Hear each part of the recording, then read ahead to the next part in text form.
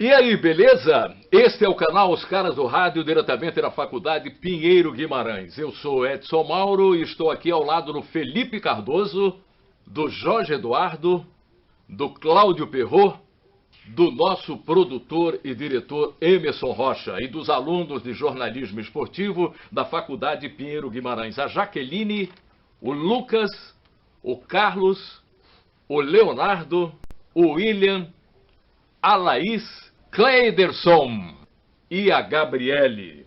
E hoje temos aqui o nosso entrevistado, que é um rei. E ele hoje vai responder perguntas que certamente ele nunca respondeu na vida dele. A gente já entrevistou aqui técnico de futebol, ex-técnico de futebol, juiz de futebol, um atleta paralímpico, né? Mas hoje a gente vai entrevistar um verdadeiro rei.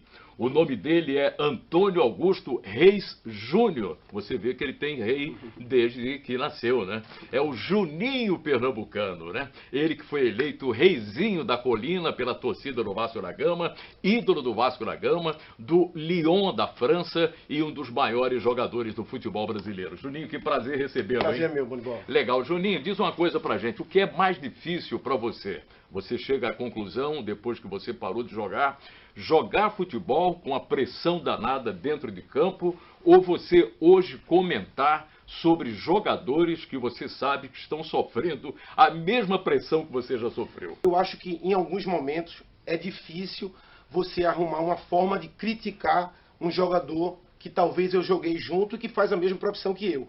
Mas eu também, como comentarista, eu não posso deixar de ter uma opinião. Eu acho que é achar a maneira correta de fazê-la. E jogar, eu acho que era mais prazeroso para mim. Eu joguei a vida inteira, então por mais pressão que tivesse, foi a coisa que eu mais amei na vida de fazer. Então, mesmo com a pressão, não me impedia de gostar de estar ali. Não que a pressão não mexesse comigo, como mexe com todo mundo, mas achar esse equilíbrio eu ainda estou em busca dele, porque fazem 3 anos apenas que eu estou comentando. Mas tem ex-jogador que hoje comenta futebol, sobretudo em canal fechado, que não tem a menor cerimônia, que não tem o menor problema em meter o pau, o sarrafo, como se ele tivesse sido um anjo, né? Eu respeito, mas eu acho que tem certas críticas que é muito difícil de ser feita. Dizer que esse jogador não pode jogar ali, a maneira de falar, eu acho que é sempre a adequada. Eu tento achar isso, mas às vezes você também tem um tempo curto para fazer. Uhum. Quem está na TV fechada, que tem mais tempo, aí sim eu acho que você poderia ter um pouquinho mais de calma e se preparar. Às vezes quem está fazendo o jogo ao vivo é num lance que você tem que reagir ali, e eu prefiro errar do que não opinar ou ficar em cima do muro. Então às vezes eu também acabo me expondo um pouco mais. Mas tem jogadores que não que eu acho que seja completamente errado, mas eu acho que a crítica tem limite também. Eu sempre olho para mim quando eu vou falar alguma coisa, né? Esse equilíbrio, Juninho, você já conseguiu, quer dizer, em TV aberta, você mesmo disse, você tem que ser mais conciso, você tem que ser mais objetivo. TV fechada, você tem muito mais tempo de falar.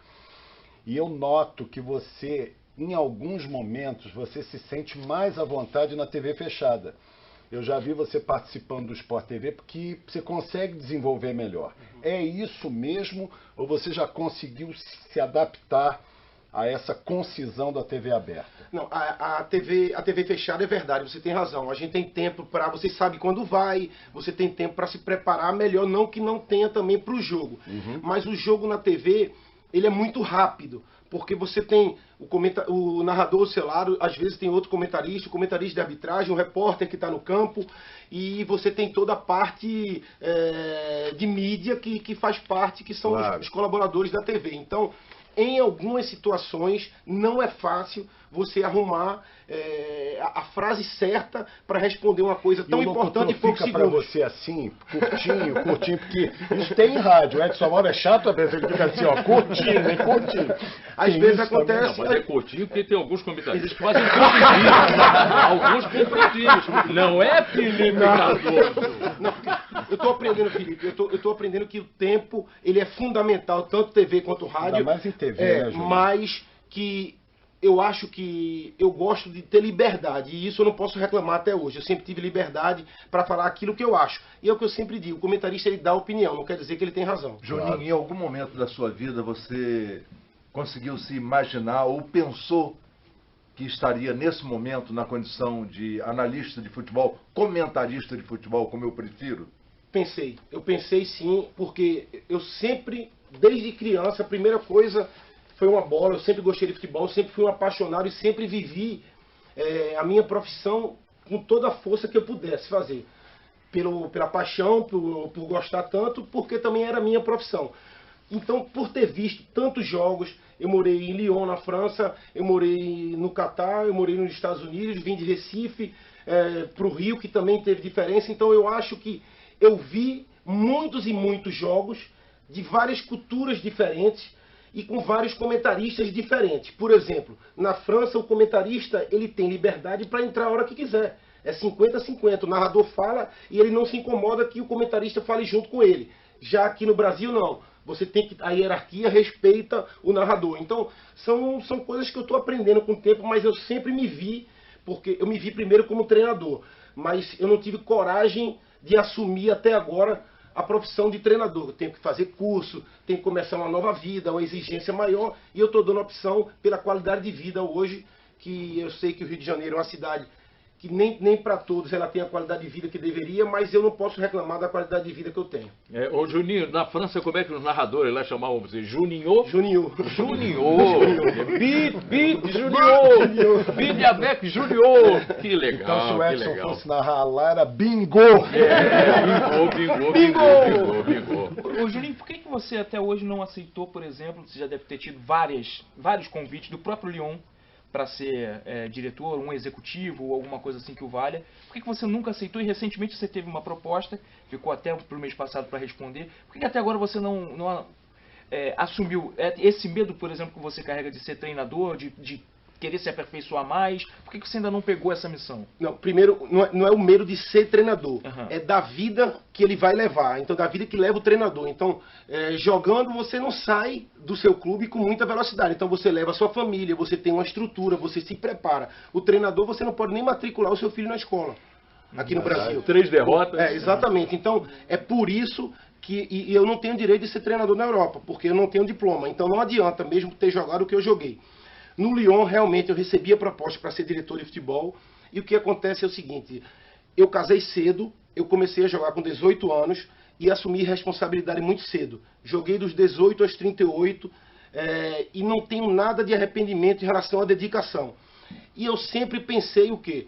A carreira do atleta é curta, que eu sempre entendi isso, apesar da minha ter levado 20 anos, e você tem que aproveitar. Eu não posso curtir a vida durante o momento que eu estou jogando. Claro que eu não vivi como louco, mas eu vivia futebol e a minha família. E nas férias eu curtia um pouco. E agora eu tenho uma outra vida. Eu não quero uma obrigação. Eu não quero ter o horário para que eu acorde, no horário para treinar ou para estar lá como diretor. Assumir toda essa obrigação do dia a dia, eu não estou preparado para isso. Então, não é a minha preferência de vida. Para o torcedor do Vasco, Juninho Pernambucano, presidente do Vasco da Não Gama. tem condição. Não há possibilidade nenhuma de eu ser presidente do Vasco, nem agora, nem pelos próximos 15 anos. E trabalhar em outra função dentro do Vasco, sem ser de presidente? Eu acho muito difícil trabalhar no Vasco. Acho muito mesmo, difícil. Juninho? Acho muito Rompeu? difícil. No Vasco de hoje ou no Vasco do futuro? Eu acho que o futuro do Vasco que a gente espera não é um futuro próximo. É um futuro longo. A coisa vai ter que se acertar, vai ter que arrumar o reequilíbrio do time. Nem tudo é passado a verdade para o torcedor. O torcedor ele é imediatista porque é normal, ele age com o coração. Então, assim, eu não me sinto capaz e nem me sinto à vontade, pelo que eu conheço das pessoas que nunca saíram de lá, de começar um novo trabalho. Porque eu voltei como jogador, como um dos maiores jogadores da história do clube, e não fui respeitado lá dentro. Entendeu? Então, enquanto tudo isso não for limpo no clube, eu não vou. Graças a Deus eu tenho a opção de escolher. Isso porque fez contrato quando voltou de graça. Exatamente. Sem receber um centavo. Por objetivos. Por objetivos. E mesmo assim Juninho, foi... então o problema não é a figura central presidencial, seria todo o... Tem todo um sistema que envolve, são muitas pessoas que estão ali há muitos anos, cada um faz a coisa que acha que é certo. E se eu não concordar, eu não faço parte daquilo. Então, e assim, eu não me vejo pronto para ser um presidente e assumir uma função dessa agora num clube que não te dá a condição de fazer um bom trabalho. Claro que o torcedor ele vai resgatar o clube, a mudança ela é necessária de presidente, é importante que se mude, não fique sempre o mesmo, mas eu acho que vai levar tempo.